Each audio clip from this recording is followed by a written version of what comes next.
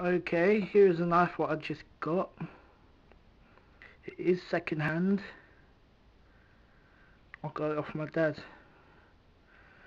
And when he got it, this thing was blunt as anything. As you can see, all the scratches.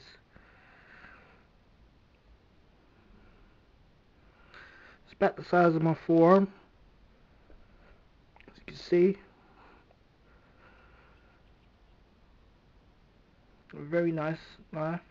Too bad it had to be sharpened up again.